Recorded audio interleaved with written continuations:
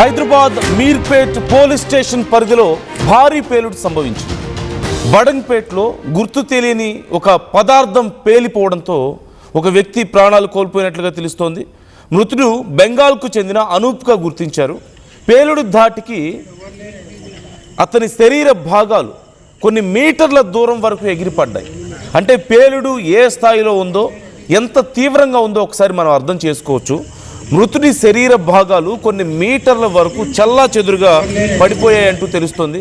ఇప్పుడు ఈ ఘటనకు సంబంధించి కేసు నమోదు చేసుకున్న పోలీసులు దర్యాప్తు చేస్తున్నారు. అసలు పేలుడికి ఏం కారణమైంది అనేది ఇప్పటికీ తెలియని పరిస్థితిగా తెలుస్తోంది. అయితే కొన్ని అనుమానాల ప్రకారం ఇదేదో రసాయన పేలుడు అంటూ కొన్ని అనుమానాలు వ్యక్తం చేస్తున్నట్లుగా తెలుస్తోంది. లేదంటే ఇంకెవరైనా విసిరి పారేసినటువంటి రంగులు కానీ, ఏదైనా కెమికల్ బాటిల్స్ పేలడం వల్ల ఇలా జరిగి ఉండొచ్చా అన్న అనుమానాలు కొన్నైతే, ఇంకేదైనా తీవ్రత ఉందా, దీంట్లో ఇంకేదైనా కోణం ఉందా అని కూడా ఇప్పుడు పోలీసులు విచారిస్తున్నట్లుగా తెలుస్తోంది. ఆ ఘటనా స్థలానికి సంబంధించిన డీటెయిల్స్ నేను మీకు చూపిస్తున్నాను. అక్కడ అదిగో ఆ ప్రాంతంలోనే ఈ పేలుడు సంభవించినట్లుగా తెలుస్తోంది. మరణించిన వ్యక్తి కోల్కతాకు చెందిన అనూప్. అతని వయసు 43 ఏళ్ళుగా గుర్తించారు. అతను ఉపాధి పని వెతుక్కుంటూ రీసెంట్గా హైదరాబాద్కు వచ్చాడు. ఈ నేపథ్యంలో అక్కడ పేలుళ్ళలో అతను ప్రాణాలు కోల్పోయారు.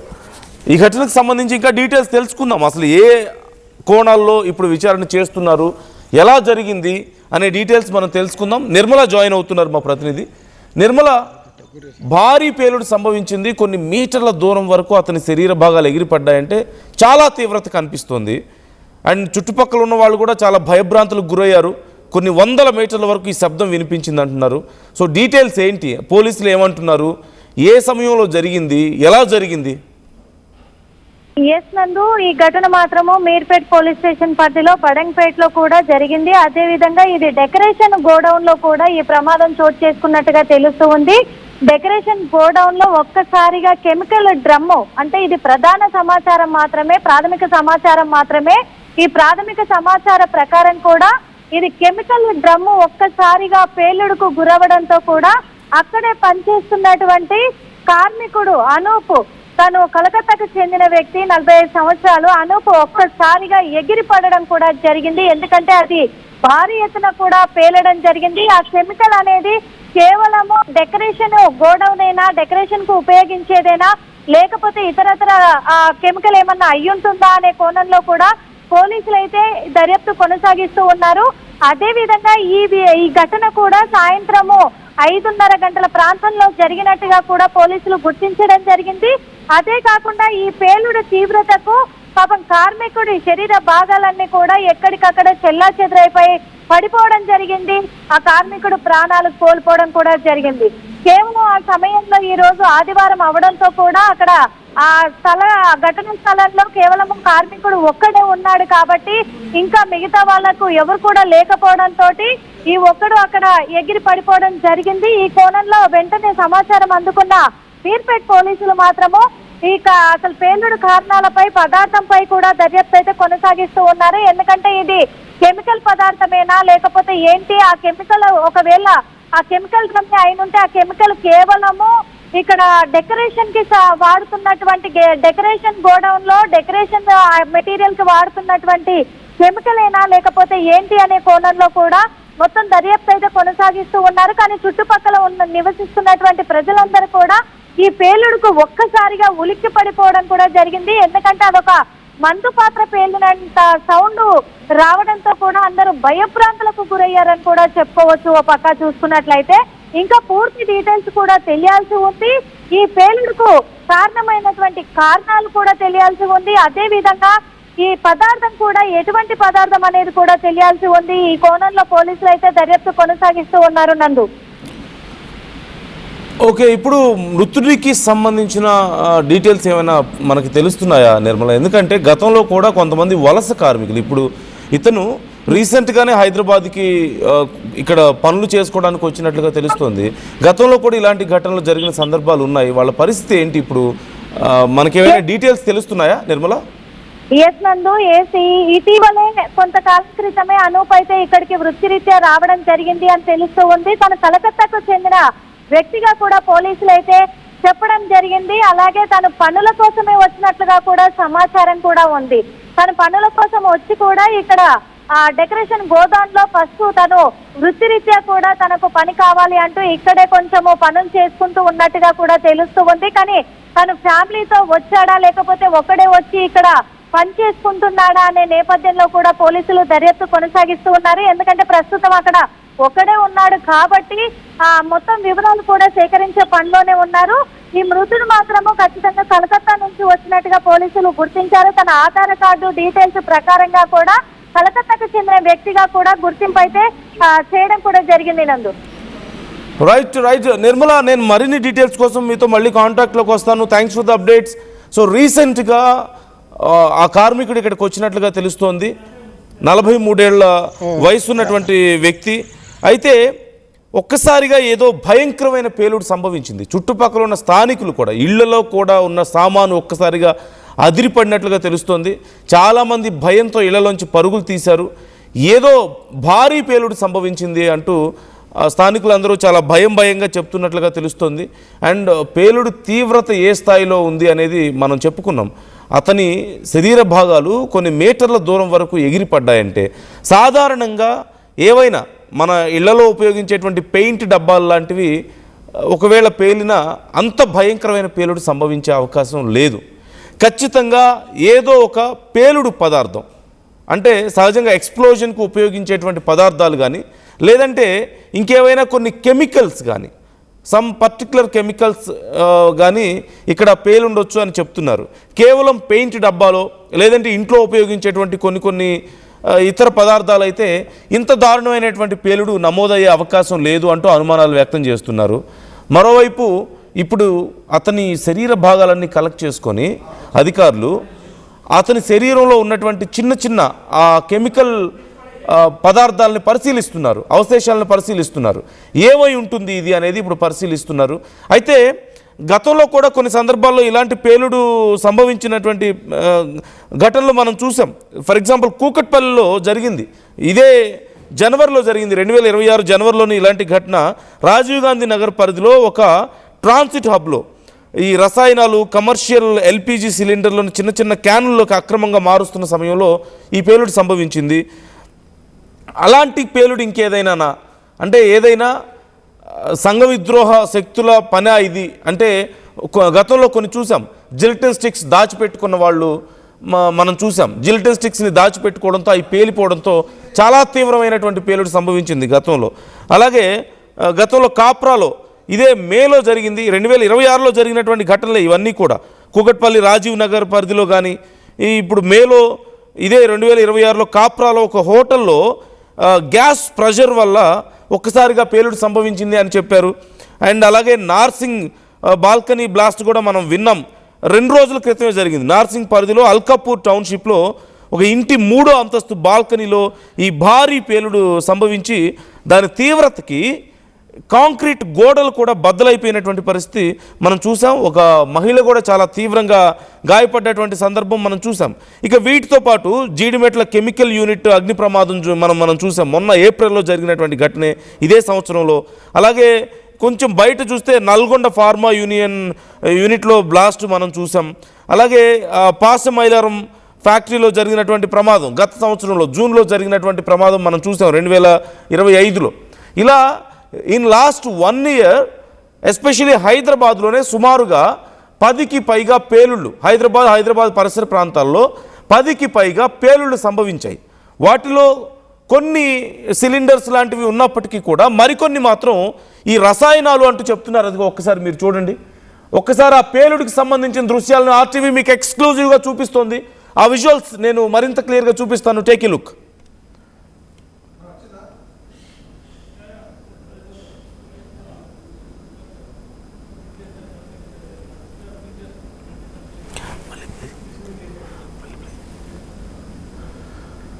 సో నేను అదిగో మీరు చూశారు కదా ఎంత భయంకరమైన పేలుడో చూడండి. ఒక పెద్ద గ్రనేడ్ పేలితే ఎలాంటి పేలుడు సంభవిస్తుందో, కొన్ని జిలిటిన్ స్టిక్స్ పేలితే ఎలాంటి పేలుడు సంభవిస్తుందో ఖచ్చితంగా ఏదో ఒక పేలుడు పదార్థంలా కనిపిస్తుంది. అంటే ఏదో పెయింట్ డబ్బాలో ఇంట్లో ఉపయోగించే చిన్న వస్తువుల్లా అది కనిపించడం లేదు. చాలా పెద్ద మంటలు ఎగిసిపడ్డాయి. చాలా భయంకరమైన ఎక్స్ప్లోజన్. అదిగో చాలా దూరంలో, సుమారుగా 150 నుంచి 200 మీటర్ల దూరంలో ఉన్నటువంటి సీసీ కెమెరా విజువల్స్ ఇవి. ఆ సీసీ కెమెరాలోనే ఇంత పేలుడు మనకు కనిపిస్తుంది. అండ్ అదరడం మీరు చూడొచ్చు. అదిగో ఆ కెమెరా కొద్దిగా అదరడాన్ని మీరు గమనించవచ్చు. అంటే ఇక దగ్గరగా ఉన్నటువంటి వ్యక్తుల పరిస్థితి ఏంటో ఒక్కసారి ఊహించుకోండి. చూడండి, అక్కడ ఉన్నటువంటి అవన్నీ కూడా చల్లా చెదురుగా పడిపోయాయి. ఒక్కసారిగా చాలా తీవ్రమైనటువంటి పేలుడు. We can understand now we can understand ఆ విజువల్స్ చూసిన తర్వాత ఆ వ్యక్తి పరిస్థితి ఏంటి అనేది. అంటే పేలుడు ధాటికి శరీర భాగాలు చల్లా చెదురుగా పడ్డాయి అని వింటే మనం ఏదో ఒక రకమైన పేలుడైనా అనుకోవడానికి అవకాశం ఉంటుంది. కొంతమందికి ఊహకు అందదు, అదేంటి ఇళ్ల మధ్యలో ఇలాంటి పేలుడు ఎందుకు వస్తుంది అని చెప్పి అనుకోవడానికి ఉంటుందేమో. But there is no cylinder. ఖచ్చితంగా అది గ్యాస్ సిలిండర్ అయితే కాదు ఆ ప్రమాదం. అదిగో మీరు చూడండి, ఆ పేలుడు సంభవించిన తర్వాత ఆ చుట్టుపక్కల ఉన్న వాళ్ళు ఒక్కసారిగా అలా వెళ్ళిపోయి దగ్గరికి వచ్చి చూస్తున్నారు. అయితే ఆ ఎగిరిపడ్డటువంటి ఆ పేలుడు సందర్భంలో ఎగిరిపడ్డటువంటి కొన్ని వస్తువులు మీకు కనిపిస్తున్నాయి కదా, అవి కేవలం వస్తువులు కాదు, ఒక వ్యక్తి శరీర భాగాలు. అదిగో అతని బట్టలు, అతను శరీర భాగాలు కొన్ని మీటర్ల దూరం వరకు వెళ్ళి పడిపోయాయి అంటున్నారు. ఎంత హారిబుల్ ఇన్సిడెంటో ఒక్కసారి మీరు ఊహించుకోండి. ఒక నగరంలో, సిటీ మధ్యలో, ఇళ్ల మధ్యలో జరిగినటువంటి ఆ పేలుడు. అక్కడ అదృష్టవశాత్తు ఒక్క వ్యక్తే ఉన్నాడు. కానీ ఆ పేలుడు ఎందుకు సంభవించింది? పెయింట్ డబ్బాలతో వచ్చే పేలుడు ఇది కాదు, మనకు తెలిసిందే. పెయింట్ డబ్బాలతో వస్తే ఒకవేళ పేలుడు కొద్దిపాటి గాయాలు అవుతాయి. సిలిండరా అంటే అది కాదు, అక్కడ సిలిండర్స్ లేవు బయట. ఇంకేం పేలుడు సంభవించింది? ఒక ఇళ్ల దగ్గరలో అంత భయంకరమైన పేలుడు సంభవించే మనం almost we can see it's like a grenade explosion or it's like a కొన్ని జిలిటిన్ స్టిక్స్, కొన్ని ఒకటి రెండు కాదు, కొన్ని స్టిక్స్ పేలితే ఎంత భయంకరమైన పేలాడు. జిలిటిన్ స్టిక్స్ మనందరికీ తెలిసిందే, పెద్ద పెద్ద కొండల్ని పేల్చడానికి ఉపయోగిస్తుంటారు, మైనింగ్లో ఉపయోగిస్తుంటారు. అలాంటివి పేలినప్పుడు ఇలాంటి ఎక్స్ప్లోజన్ సంభవిస్తుంది. మరొకసారి ఇంకొంచెం మీరు క్లియర్గా చూడండి ఆ పేలుడు ఎంత దారుణంగా సంభవించింది అనేది. అండ్ డే లైట్లోనే సంభవించింది. ఒక వ్యక్తి అక్కడ ఉన్నాడట. ఆ వ్యక్తి అదిగో చూడండి, అతని శరీర భాగాలు చల్లా చెదురైపోయాయి. How horrible it is. ఒక 45 ఏళ్ల వ్యక్తి రీసెంట్గానే అతను జీవనోపాధి కోసం, తన కుటుంబాన్ని పోషించుకోవడం కోసం అతను వేరే ప్రాంతం నుంచి వచ్చాడు అంటూ కూడా తెలుస్తోంది. అతని పేరు అనూప్. ఇటీవలే హైదరాబాద్కు వచ్చాడు అంటూ తెలుస్తోంది. అయితే అతను ఇంకా డీటెయిల్స్, పూర్తిగా అతని కుటుంబం డీటెయిల్స్ అవి తెలియాల్సి ఉంది.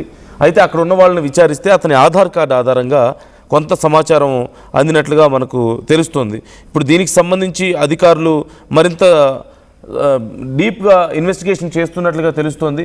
ఫ్రీక్వెంట్గా గత 2 నెలల్లోనే ఇలాంటి ఘటనలు హైదరాబాద్లో 4 వరకు చోటు చేసుకున్నాయి. 4 ఘటనలు ఇలాంటివి చోటు చేసుకున్నాయంటే గత 2 నెలల్లో ఎంత భయంకరమైన పరిస్థితులు ఉన్నాయో ఒకసారి మీరు ఊహించుకోవచ్చు. ఇవన్నీ కేవలం సిలిండర్స్కో లేకపోతే పెయింట్ డబ్బాలో లేదంటే ఇంకేవో కెమికల్ డబ్బాలు అయితే ఖచ్చితంగా కాదు. ఇంకేవో కొంతమంది సంఘ విద్రోహ చర్యలకు పాల్పడే వాళ్ళ పనుల్లో భాగంగా ఈ పేలుళ్ళు సంభవించినట్లుగా అనిపిస్తుంది. అంటే గతంలో జిలిటిన్ స్టిక్స్ దాచిపెట్టుకున్నప్పుడు ఇలాంటివి పేలాయి. అలాగే అంతకుముందు కొన్ని పేలుడు పదార్థాలను తయారు చేయడానికి ప్రయత్నించారు కొంతమంది రౌడీ షీటర్స్. అండ్ ఇవి కేవలం ఇక్కడ మాత్రమే కాదు, గతంలో ఎస్పెషల్లీ బీహార్, యూపీ ప్రాంతం నుంచి కొన్ని ఘటనలు మనం విన్నాం. ఒక డాబా మీద కొన్ని పేలుడు బాంబ్స్ తయారు చేస్తున్న సమయంలో ఇలాంటి పేలుడు సంభవించింది. సో అలాంటిది ఏదో పేలుడా ఇది అనేది అనిపిస్తుంది. ఎందుకంటే చిన్న కెమికల్ డబ్బాలో ఇంకోటి పేలితే ఇంత దారుణంగా రాదు పేలుడు. అదిగో అక్కడ మీకు కనిపిస్తోంది. అధికారులు అక్కడ చల్లా చెదురుగా పడి ఉన్నటువంటి అతని మృతదేహానికి సంబంధించి ఆ భాగాలని కలెక్ట్ చేసుకుంటున్నారు. అలాగే అక్కడే ఏమేమి శాంపిల్స్ దొరుకుతాయో చూస్తున్నారు. అంటే పేలుడు తాలూకు శాంపిల్స్ని కలెక్ట్ చేసుకునే ప్రయత్నం చేస్తున్నారు. అలాగే ఆ చుట్టుపక్కల ఉన్నటువంటి ఇళ్ళన్నింటినీ కూడా ఇప్పుడు అధికారులు విచారిస్తున్నట్లుగా తెలుస్తుంది. ఇక్కడ ఏమున్నాయి, ఏమేమి పెట్టుండొచ్చు అనేది. అండ్ వీ కెన్ సీ ఆ ప్లేస్ ఒకసారి మీరు చూడండి. అది ఎక్కడో చెట్లలోనో పొదల్లోనో లేదంటే ఏదో ఇండస్ట్రియల్ ఏరియాలో ఎక్కడో డంపింగ్ చేసినటువంటి ప్రాంతం కాదు. అదిగో మీకు కనిపిస్తుంది. జస్ట్ ఆ గోడౌన్ బయటే ఉంది. ఆ ప్రాంతం గోడౌన్ బయటే ఉన్నటువంటి ప్లేస్. మరికొన్ని అక్కడ see that visual. It's one of the horrible incident ఖచ్చితంగా. అదిగో అక్కడ ఒక వ్యక్తి, అదిగో మీకు కనిపిస్తున్నాడు ఒక వ్యక్తి. ఆ విజువల్లో మీరు క్లియర్గా చూడొచ్చు. అదిగో ఒక వ్యక్తి అక్కడ ఏదో పని చేసుకుంటున్నాడు. ఆ బ్లాక్ కలర్లో లాస్ట్లో కనిపిస్తున్నాడు ఆ వ్యక్తి మీకు. అండ్ ఆ పని చేస్తున్న సమయంలో అప్పుడు పేలుడు సంభవించింది ఆల్ ఆఫ్ సడన్గా. అండ్ జస్ట్ ఇమాజిన్ ఎంత భయంకరంగా ఉంటుంది ఆ పరిస్థితి అనేది. You can just imagine that situation. అదిగో మీరు ఆ ఘటన జరిగిన తర్వాత అక్కడి నుంచి మనుషులు పరిగెత్తుకుంటూ వచ్చారు. దూరంగా సుమారుగా 150-200 మీటర్స్ డిస్టెన్స్లో ఉన్నటువంటి సీసీ కెమెరాలో రికార్డ్ అయినటువంటి దృశ్యాలు మీకు రైట్ సైడ్ టాప్లో స్క్రీన్లో కనిపిస్తోంది. అండ్ డౌన్ సైడ్ ఉన్నటువంటి 2 విజువల్స్లో మీకు కనిపిస్తున్నాయి అధికారులు చేస్తున్నటువంటి విచారణకు సంబంధించిన డీటెయిల్స్. ఈ క్లోజ్ విజువల్లో అక్కడ కొంత బ్లర్ చేసింది ఆర్టీవీ. మీకు అవి చూడడానికి చాలా కష్టంగా ఉంటుంది కాబట్టి ఆ విజువల్స్ అక్కడ ఉన్నటువంటి రియల్ సిచ్యువేషన్ని మీరు చూడడానికి చాలా కష్టంగా ఉంటుంది కాబట్టి మేము వాటిని బ్లర్ చేస్తున్నాం. కాకపోతే పరిస్థితి చాలా దారుణంగా ఉందంటూ తెలుస్తోంది. అక్కడ ఆ చుట్టుపక్కల వాళ్ళు కూడా ఆ పేలుడు సంభవించిన తర్వాత ఏమైందో చూద్దామని దగ్గరికి వెళ్ళారు. తీరా దగ్గరికి వెళ్ళిన తర్వాత అక్కడ ఉన్న పరిస్థితి చూసి ఆ పేలుడు తర్వాత అతని శరీర భాగాలు అంత దారుణంగా ఛిద్రమైపోయి అలా పడిపోవడాన్ని చూసి వాళ్ళందరూ పరుగులు తీసినట్లుగా తెలుస్తుంది. చూడలేక అక్కడి నుంచి వెళ్ళిపోయారంటూ తెలుస్తుంది. అక్కడ హుటాహుటిన వెళ్ళి పోలీసులకు సమాచారం అందించారు. అధికారులు అక్కడికి చేరుకున్నారు. వెంటనే చేరుకొని ఇంకేమైనా పేలుడు పదార్థాలు ఉన్నాయా అనే కోణంలో ఇప్పుడు విచారణ జరుగుతుంది. మా స్పెషల్ టీమ్స్ని పిలిపిస్తున్నట్లుగా తెలుస్తోంది. ఆ చుట్టుపక్కల ప్రాంతంలో ఇలాంటి పేలుడు పదార్థాలు ఇంకేమైనా లభ్యమయ్యే అవకాశం ఉందా అని. ఎందుకంటే అధికారులు డైరెక్ట్గా వెళ్ళి అక్కడ కనుక వాళ్లే వెళ్ళి సెర్చ్ చేస్తే వితౌట్ యూనిఫామ్, వితౌట్ ఎనీ ఈ ఎక్స్ప్లోజివ్ ప్రూఫ్స్, బాడీ సూట్స్ ఏం లేకుండా డైరెక్ట్గా వెళ్తే ఇంకేదైనా పేలుడు సంభవిస్తే మరింత నష్టం జరిగే అవకాశం ఉంది. కాబట్టి దూరంగా అదిగో అధికారులు ఉన్న దగ్గర రోడ్డు మీద ఆ శరీర భాగాలు పడిపోయాయి. అండ్ అక్కడికి కొంచెం ముందు సుమారుగా ఒక 4 మీటర్ల 5 మీటర్ల ముందు ఆ వైట్ కలర్లో మీకు వ్యాన్ కనిపిస్తుంది. వ్యాన్ వెనక భాగంలో మీరు చూడొచ్చు పేలుడు సంభవించినటువంటి ప్రాంతం. అతని శరీరం మీద ఉన్నటువంటి దుస్తులు ఎలా ఎగిరిపడ్డాయో మీరు కనిపిస్తుంది. దూరంగా వచ్చి ఆ ఎలక్ట్రిక్ పోల్స్ మీద కూడా పడిపోయాయంటే సిచ్యువేషన్ ఏంటో ఒకసారి చూడొచ్చు. See how strong it is the explosion. అక్కడ మీకు వ్యక్తి కనిపిస్తున్నాడు ఆ విజువల్లో. అదిగో అక్కడ ఏదో వర్క్ చేసుకుంటున్నాడు అతను. And all of sudden it happened. మీరు చూడొచ్చు. సో ఇంత భయంకరమైన పేలుడు అంటే ఖచ్చితంగా సాధారణమైనటువంటి ఇళ్లలో ఉపయోగించే వస్తువులు పేలుడుతో ఇలాంటిది జరగదు. ఇంకేవో భయంకరమైన పేలుడు కోసం ఉపయోగించే బాంబ్స్ ఇలాంటివి ఏవో తయారు చేసే వాటికా, లేకపోతే నిషేధిత కెమికల్స్ ఏమైనా అక్కడ ఇళ్ల స్థలాల్లో ఆ ప్రాంతాల్లో నిషేధించినటువంటి కెమికల్స్ని ఏమైనా తీసుకొచ్చారా, అవేమైనా పేలాయా? కెమికల్ బ్లాస్ట్ కూడా అంత ఈజీగా అంత ఎక్స్ప్లోజన్ కనిపించదు మనకి, అంత భయంకరమైన పేలుడు కనిపించదు. It's almost like a grenade, it's almost like some gelatin sticks, అలాంటి ఒక పేలుడు కనిపిస్తుంది. So try to comment your opinions. మీకేమనిపిస్తుంది ఈ పేలుడు చూస్తుంటే? ఇంత ఫ్రీక్వెంట్గా ఇలాంటి ఘటనలు ఎందుకు చోటు చేసుకుంటున్నాయి హైదరాబాద్లో, ఎస్పెషల్లీ కూకట్పల్లిలో, అలాగే అంతకుముందు కాప్రాలో, ఆ తర్వాత నార్సింగ్లో, అంతకుముందు అలాగే జీడిమెట్లలో, ఈ 2026లో జరిగినటువంటి ఘటనలు ఇవన్నీ కూడా. అంటే ఒకటి నల్గొండలో జరిగింది, అది ఫార్మా యూనిట్ బ్లాక్లో జరిగిన బ్లాస్ట్ అది. అవి కాకుండా మిగతావన్నీ కూడా ఈ జీడిమెట్లలోనూ ఒక కెమికల్ యూనిట్ దగ్గర జరిగింది. కానీ నార్సింగ్, అలాగే కాప్రా, కూకట్పల్లి, ఇప్పుడు మరొక పేలుడు మనం చూస్తున్నాం. ఈ పేలుళ్ళకి మీర్పేటలో జరిగినటువంటి ఈ పేలుడు, ఈ 4 పేలుళ్ళు కూడా గత 2 నెలల పరిధిలోనే జరిగాయి. గత 2 నెలల్లోనే, మేజర్గా మే జూన్లోనే జరిగాయి. సో ఎందుకు సంభవిస్తున్నాయి చాలా ఫ్రీక్వెంట్గా? దీనికి సంబంధించిన డీటెయిల్స్ ఆర్టీవీ కనుక్కునే ప్రయత్నం చేస్తుంది. ఈ వరుస పేలుళ్ళకు కారణం ఏంటి? అండ్ ఈ పేలుళ్ళలో చాలామంది ప్రాణాలు కోల్పోతున్నారు, వలస కార్మికులు ఎస్పెషల్లీ. ఇప్పుడు ఆ కుటుంబం పరిస్థితి ఏంటో ఒకసారి ఊహించుకోండి. కనీసం చివరి చూపుకు కూడా నోచుకోలేదు. అతని శరీర భాగాలు కూడా ఇప్పుడు దొరకడం కష్టమైంది. ఎక్కడి నుంచో దూర ప్రాంతాల నుంచి వస్తారు, వేరే రాష్ట్రాల నుంచి వస్తారు. ఇక్కడ కొన్ని చిన్న చిన్న కూలి పనులు చేసుకుంటూ అన్స్కిల్డ్ లేబర్ వస్తూ ఉంటారు. వాళ్ళ కుటుంబాన్ని పోషించుకోవడానికి ఉన్న ఒకే ఒక్క మార్గం, రోజుకి ఒక 500-1000 రూపాయలు సంపాదించుకుంటూ వాళ్ళు కడుపు కట్టుకొని వాళ్ళ కుటుంబాన్ని పోషించుకుంటూ ఉంటారు. కానీ ఒక్కసారిగా ఇలాంటిది జరగడంతో మరి ఇప్పుడు ఆ కుటుంబం పరిస్థితి ఏంటో ఊహించుకోవచ్చు. స్థానికులు కాదు, తెలిసిన వాళ్ళు లేరు, అతని మృతదేహాన్ని కూడా చూసే పరిస్థితి లేదు, కనీసం చూసుకోలేని పరిస్థితి, చివరి చూపు లేదు. One of the most horrible incident మన మధ్యలోనే జరిగింది. ఎలా న్యాయం చేయాలి ఇప్పుడు ఆ కుటుంబానికి? ఎవరు న్యాయం చేయాలి?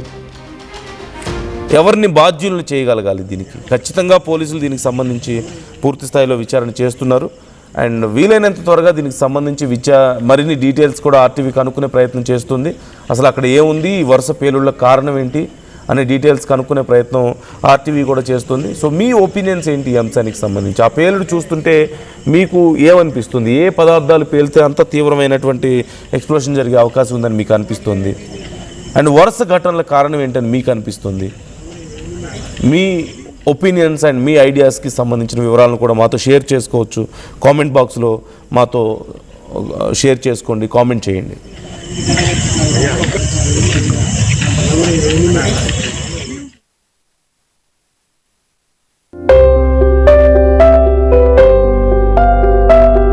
చిన్న చిన్న ఆనందాలు 35 ఏళ్లుగా నా జీవితంలో లేవు.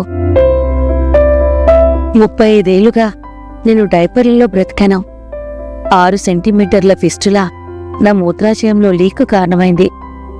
ఎవరూ నాకు సహాయం చేయలేకపోయారు. ఏఐఎన్యూలో వైద్యులను కలిసే వరకు. అక్కడ వారు రోబోటిక్ శస్త్రచికిత్సతో నాకు పరిష్కారం ఇచ్చారు. వారు నా ఆత్మవిశ్వాసాన్ని కూడా తిరిగిచ్చారు. Precision care makes it possible. The Center for Robotic Surgery at AINU